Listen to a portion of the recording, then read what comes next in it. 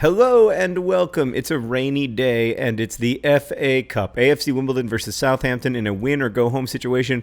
We got $110,000 for this competition, which I'm very excited about, except that it only applies to next season's transfer budgets. So what do I need with next season's transfer budget? I wanted to buy a player from Wigan. I wanted to buy Will Grigg, and I can't because it's next season. Super frustrated. There's a ginger in the crowd, and he's a Southampton fan, which I also don't like seeing. I've tried to win over all the gingers one by one by either acquiring them to play for Wimbledon. All right, anyway, here's the update. We're playing a team that's in the Premier League. It's the fourth round of the FA Cup. This is a big game for us, but we're away from home. We're playing a team that's much better than us. I think Southampton are like 10th in the Premier League in this fictional season. So I brought out John Green. I mean, John Green's better than any of their players, so we have a chance. But, you know, on paper, certainly they're the better team. They still have Virgil van Dijk. They've got a great goalkeeper. Shane Long's pretty strong in attack, so we're going to have a difficult time with it today. I thought today I would discuss one of my own problems and how it got solved, specifically the long-running 13-year saga of the Looking for Alaska movie. So for those of you who don't know, I'm not only a FIFA player, I'm also a writer. And my first novel was called Looking for Alaska. It's about a boarding school. It's a boarding school novel and I went to a boarding school. And it's about a kid who's from Florida who goes to a boarding school in Alabama, which I also did. But that said, it is made up. It is very much a novel.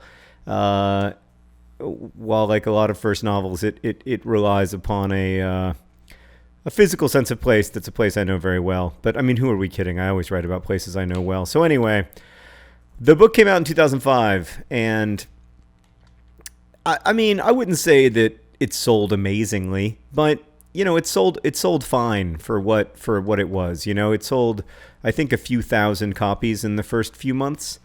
Sold about 8,000 copies in its first year. But for a lot of that year, I'd won the Prince Award, which really helps.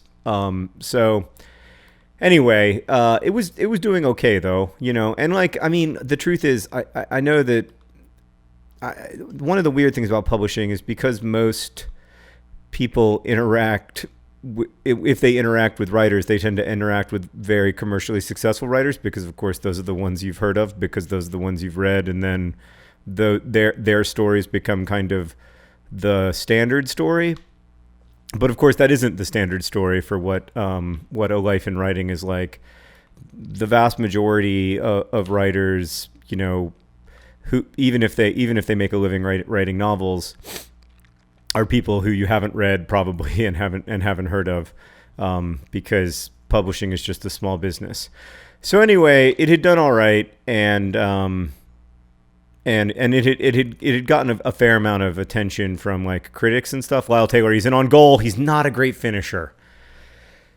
And I eventually, somebody was representing the movie rights, who tragically later died, but was representing the movie rights and went out to several Hollywood studios, and one of those studios was, in fact, like three of the studios. It was the weirdest day because one day I had written a book that really not that many people had read and that nobody in Hollywood was interested in. And then the next day, living in Chicago, you know, in a 2-bedroom apartment with 2 roommates, just Sarah and I were just kind of getting going as a couple. And the next day, there were like 3 big it's got to be.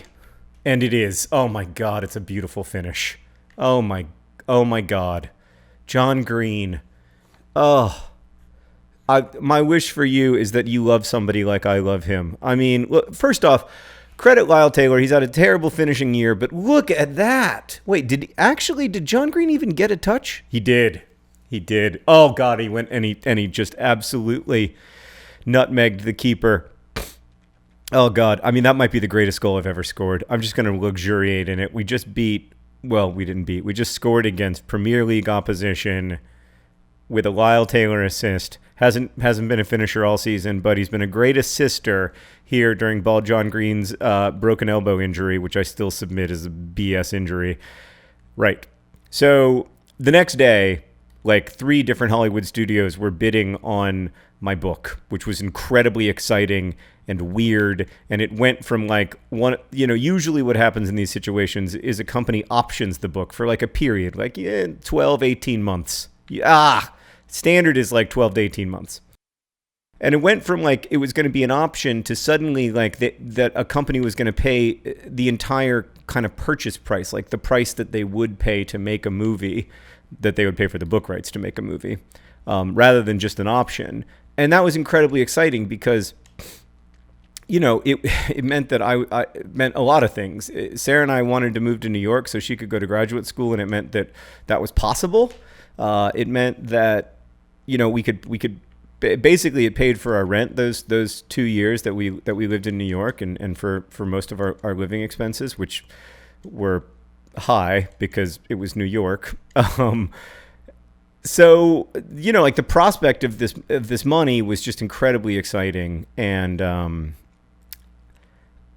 so of course we said yes. What we didn't, I think, like what I didn't.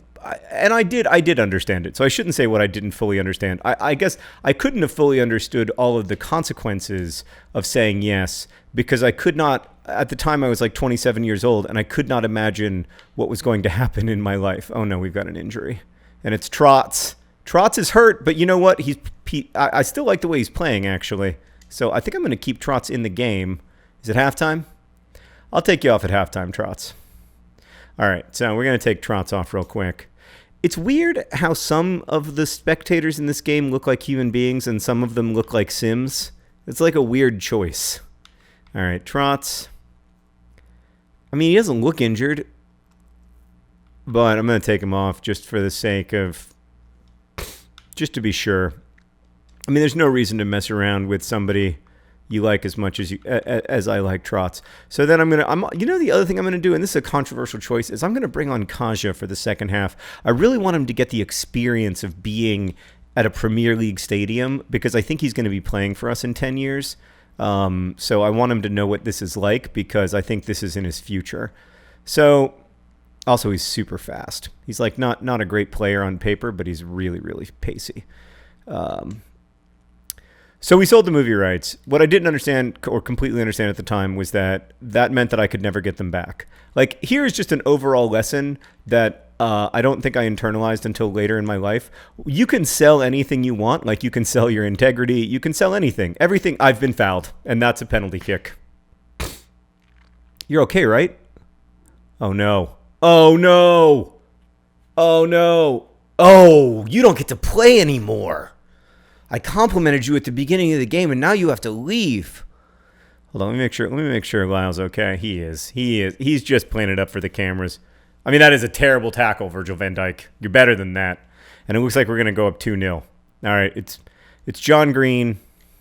He's going to that corner. Oh, I mean, as cool as the other side of the pillow. I love it. He does the rugby celebration. It's 2-0. We're going to the 5th round of the FA Cup, guys. This is incredibly exciting. Played a good game, too. Once you sell something, it's not yours anymore. Like, that's the definition of selling something. And so then you don't have it. And while, again, like the money that we made from selling the rights was, like, incredibly important to us and, like, allowed us to really have the life that we ended up having. John Green, everything was great except for the finish. You humiliated them, but then you didn't finish. It also meant that we could never, ever get those rights back, no matter what, period.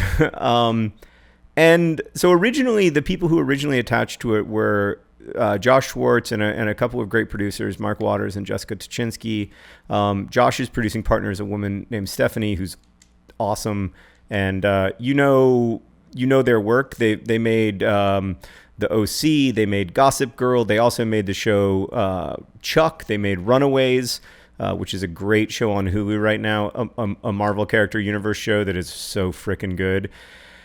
And Josh wrote a great screenplay, and they worked really hard on it for several years, and it just never happened. Like most things in Hollywood never happen. It kept seeming like it was going to happen, and then it kept not happening. And it was really, really difficult because Josh worked and Stephanie and all those folks worked so incredibly hard for so long. Raffo, I need you more than ever, Raffo. And you know what? You came through for me. I'd like to compliment you, Raffo. That was really good stuff. I'm going to make one more substitution. So it just never happened. And it was tough. I mean, there were times when it was really frustrating, because there were times when I wanted the movie rights back because I just felt like it wasn't going to happen. And the people, I mean, it's been some of the people over the years, I felt like didn't get the book or didn't understand what the audience cared about in the book, and just it was a long process. And then in like 2015, it really seemed like it was going to happen, and they had scouted locations, and they were really getting close on casting and stuff. And then like just a few weeks before it was supposed to start filming, it got canceled, and that was tough for me because, again, so many people had worked so hard. Like, I know I passed it too late. So many people had worked on it. Lots of people who were my friends because they worked on The Fault in Our Stars and Paper Towns movies. People had really uprooted their lives to work on this, and people who loved the book, people who were really passionate about it, including some of the actors who had a chance to maybe be in it. And it was obviously there's like way bigger heartbreaks in life. And it's not a huge deal in the scheme of things, but it was definitely sad for me and frustrating. And I think I probably, like, it's not like I disguised that frustration particularly carefully or well. But the weird thing is that in a way, like a 2-hour movie has always been part of the problem for Alaska. Like, it's hard to tell that story in 2 hours and give it the space and kind of the pacing. I think that it needs not to be, a story in which a boy learns lessons from an enigmatic girl, which is exactly the kind of story I didn't want the novel to be and wouldn't want this to be.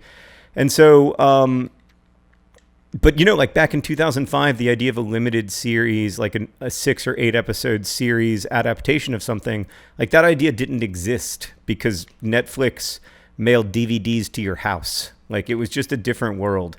And so I think that in a way, like the fact that it took so long is also what has made it good. Lyle, you're going to have one chance to be a good finisher. You're going to have a chance.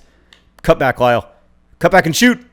Oh, God, imagine if he could finish. He'd be so good. Cut, shoot. Nope.